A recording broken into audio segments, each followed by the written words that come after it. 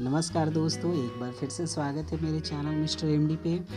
जी हाँ, आज हम बात कर रहे हैं एसी के बारे में और आज हम इस वीडियो में कवर करेंगे इन्वर्टर एसी और ऑन ऑफ एसी। दोनों एसी के बारे में मैं आपको डिटेल में आपको एक्सप्लेन करूँगा अच्छे से। तो इस वीडियो को अगर आप पूरा एंड तक देखोगे तो आप अगर फ्यूचर में अगर आप एसी परचेज करना चाह रहे हो तो ये वीडियो आपको बहुत हेल्प करने वाला है एसी परचेज करने में। सो वीडियो के लास्ट तक आप बने हुए रहें, वीडियो को लास्ट तक देखिए और वीडियो अगर अच्छा लगे तो आप लाइक करना ना भूलें। अगर हमारे चैनल पे आप नए हो तो सब्सक्राइब बिल्कुल जल्द कर लें ताकि इस तरह के वीडियो आपको फ्यूचर में मिलते रहें। धन्यवाद। तो चलिए वीडियो को स्टार्ट करते हैं। तो जी हाँ, सबसे पहले मैं बात करूँगा इन्वर्टर एसी और ऑन ऑफ एसी दोनों में क्या क्या डिफरेंस है। सबसे पहले मैं बता दूँ on off AC. On off AC होता क्या है, लाइक जैसे आपके रूम पे एसी लगा हुआ है, ठीक है। अब एसी लगा हुआ है, आपका रूम का टेम्परेचर मान के चलो अभी 30 है और आप एसी ऑन करके रूम का टेम्परेचर करना चाहते हो 22। आपने रिमोट से तो 22 कर दिया।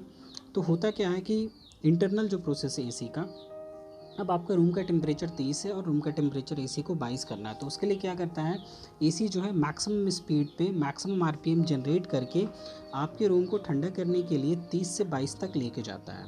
और जैसे ही 22 पे टेम्परेचर वो कंट्रोल कर देता है, यानी कि आपका रूम का टेम्परेचर 22 हो जाता है, तो 22 होने के बाद आपका जो इंडोर है वो चलते रहता है और आउटडोर आपका बंद हो जाता है। यानी कि इंडोर जो है आउटडोर को इंडिकेट कर देता है कि आपका जो रूम का टेम्परेचर है वो 22 हो चुका है, तो वो बंद हो जाता है। अब होता क्या है कि कंसिस्टेंट 22 तो रूम का टेम्परेचर रह नहीं सकता है जब एसी बंद हो जाता है। तो रूम का टेम्परेचर फिर क्या होता है, 22 से फिर 23 हो जाता है या 24 हो जाता है। तो उस टाइम पे फिर से इंडोर जो है आउटडोर को इंडिकेट करता है कि रूम का टेम्परेचर फिर से इंक्रीज़ हो गया, उसको फिर से घटाना है, यानी कि 22 पे लेके जाना है। चूँकि आपने 22 सेट करके रखते हैं आप एसी में, तो वो क्या करता है, फिर से वो ऑन होता है और फिर से वो मैक्सिमम स्पीड से वो आरपीएम पे जाता है और वो ठंडा करने के लिए फिर से स्टार्ट हो जाता है।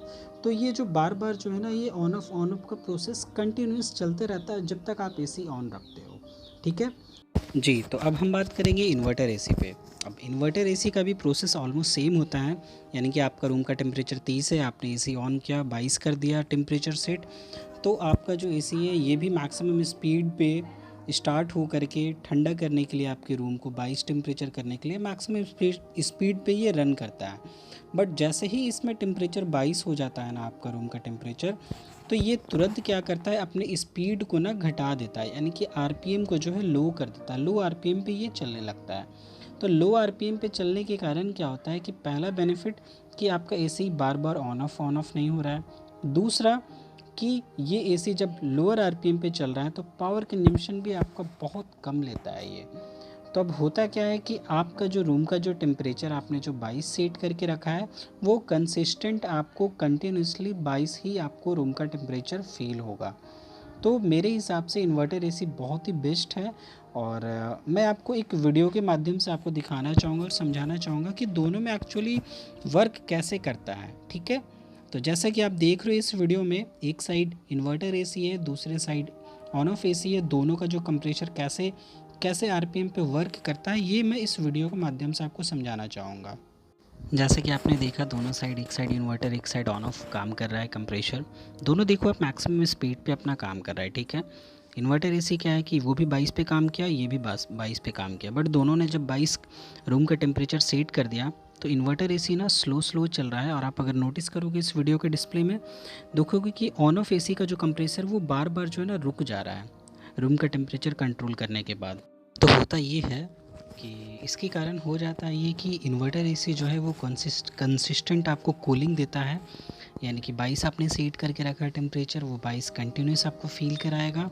देन उसके बाद मैं बात करूँ अगर ऑन ऑफ वाले का, तो ऑन ऑफ वाले का आपको फिर वो सेम प्रॉब्लम फेस करने को मिल जाएगा, यानी कि जो एसी जो टेम्परेचर है वो हमेशा इंक्रीज और डिक्रीज़ करते रहेगा। तो ये था दोनों में बेसिक डिफरेंस। तो अब हम इसके बाद बात करेंगे कि ये दोनों में एसी कौन सा बेस्ट है।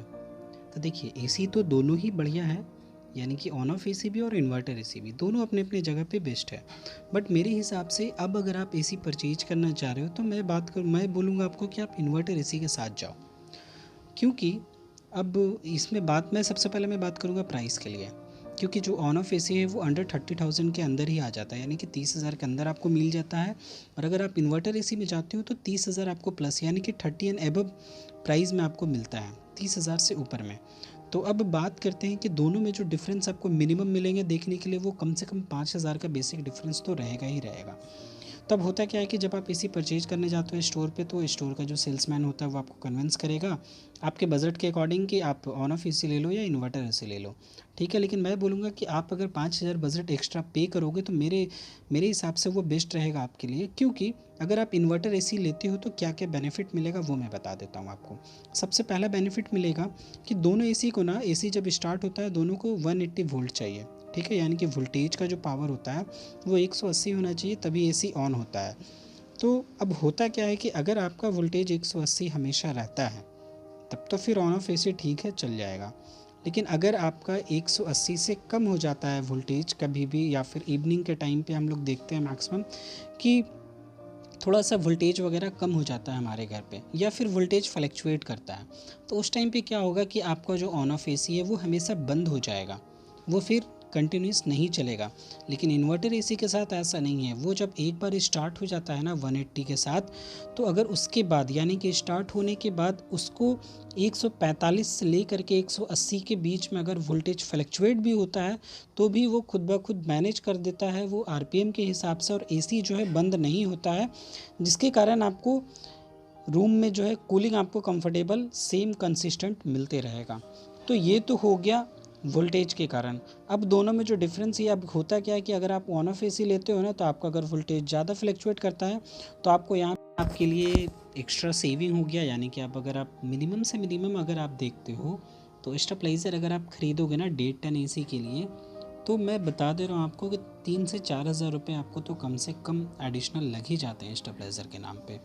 तो वो आपका एडिशनल बच गया। देन जो दूसरा बेनिफिट आपको मिलेगा, दूसरा बेनिफिट ये मिलेगा कि ऑन ऑफ एसी का जो कंप्रेसर का जो वारंटी देती है ना, किस कोई भी ब्रांड का अगर आप एसी लेते हो तो 5 साल की वारंटी मिलती है। वही अगर आप इन्वर्टर एसी में जाते हो किसी भी ब्रांड के एसी में, तो आपको 10 साल की वारंटी मिलती है कंप्रेसर में। यानी कि इन्वर्टर एसी का जो कंप्रेसर का जो लाइफ है वो काफ़ी ज़्यादा है, क्योंकि वो हमेशा मैक्सिमम स्पीड पे काम नहीं कर रहा है, ज़्यादा उसको कंप्रेसर पे ज़्यादा ज़ोर नहीं लग रहा है। तो इसके कारण भी इन्वर्टर एसी काफ़ी ज़्यादा अच्छा है लॉन्ग लाइफ के लिए। एंड तीसरा जो सबसे इम्पॉर्टेंट चीज़ है, पावर कंजम्पशन।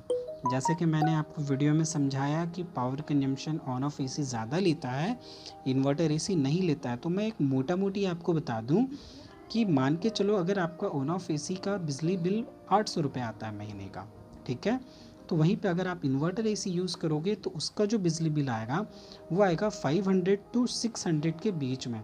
यानी आपको हर महीने के 200 से 250 रुपये तो ऐसे ही बचने वाले हैं। अब एसी हम लोग तो एक सीज़न के लिए ले नहीं रहे हैं, एसी हम लोग कम से कम 7 साल 8 साल तो यूज़ करते ही करते हैं।